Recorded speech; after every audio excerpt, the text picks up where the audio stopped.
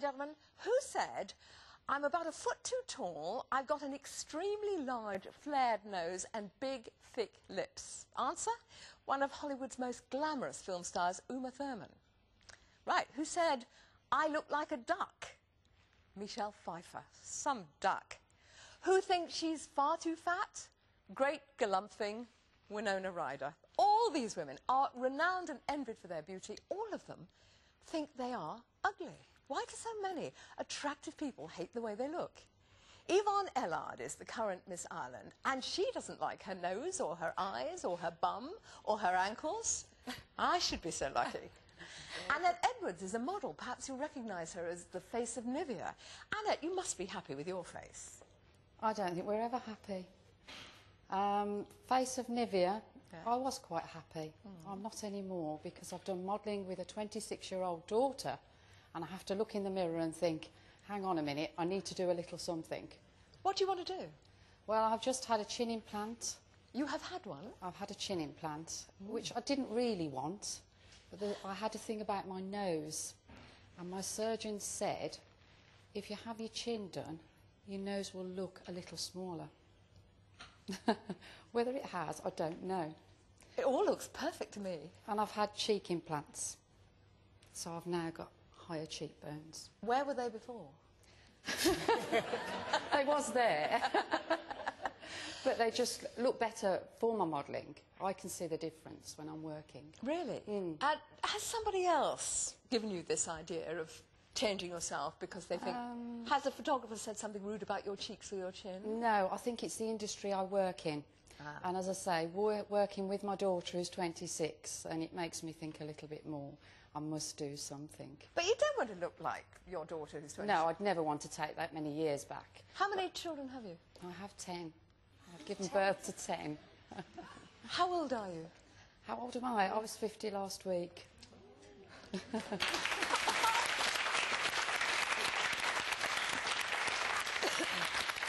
I just quickly put this to Jane? I mean, here is a beautiful woman of 50 with 10 children looking like that. I can't believe it. I'm absolutely incredible. I mean, I'm stunned. Actually, it's in the back of my mind because as soon as you said Nivea, I remember now the ad. But you are a stunning woman, and the thing that I think is the link here is that you and the lady next to you, you're both suddenly, you suddenly found yourself in an industry where people are looking at you in a way that they wouldn't necessarily have looked at you. Were going about your normal life, suddenly you're the face of Nivea. And that's right. And you suddenly start to look at yourself objectively, like people do that are in films and are on television. But Jane, it's not objective. It's standards that people like you have set up that makes her feel she ought to look like a 26-year-old daughter. No, I don't agree, because I regularly, on and on and on about it. I don't think it matters what you look like. I think if you work in Hollywood, obviously, there are people that will say, you know, you're too fat, or your lips aren't right, or your nose isn't right.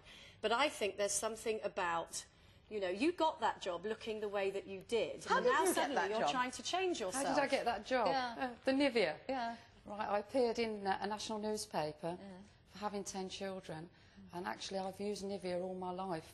Yeah. And I actually said in the story that since I've been so high, my grandmother used to say, put your Nivea on. It used to be the large tubs, the big blue pots, the old-fashioned Nivea. And which they don't do that one, I don't think. You were chosen because you looked great, and now you're trying to change yourself. Absolutely. Because of the industry I'm in, though, I'm now looking at myself and thinking, I don't like that and I don't like that. So I think it's because of my work. Louise, is it the media? I don't think so. I mean, there's no editor in this country, or in the world, who's going to set a magazine out which is going to make their readers feel insecure. But they do, don't they? Well, they show images of certain models and actresses, as you said, where they are impossibly thin. We like looking at beautiful cars, we like looking at beautiful wallpaper, and we like looking at beautiful people, yes. I mean, but it's almost like a form of escapism. I don't look at I go, oh, Michelle Pfeiffer is beautiful, but I don't then go to the plastic surgeon and say, I want to look like Michelle Pfeiffer. I'm happy the way I am. But I have seen a top photographer looking at a photograph he's taken of a 19-year-old girl, beautiful girl, and getting it retouched so that her neck was so thin it could never actually have supported There's her a lot hair. of that going on now, Yeah. particularly on the covers of men's glosses. They give women bigger breasts, they narrow their nose. See, you don't have to have anything done. They can do that for me now.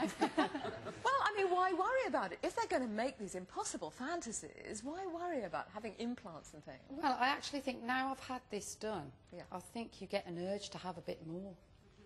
So what's next? I don't know. I am thinking about my nose. Would you mind Because I've turning still that got- way so we Do I can really have to? Yeah, go on. We want to see. We want to see. It's fine. Let's have a look at Yvonne. Now,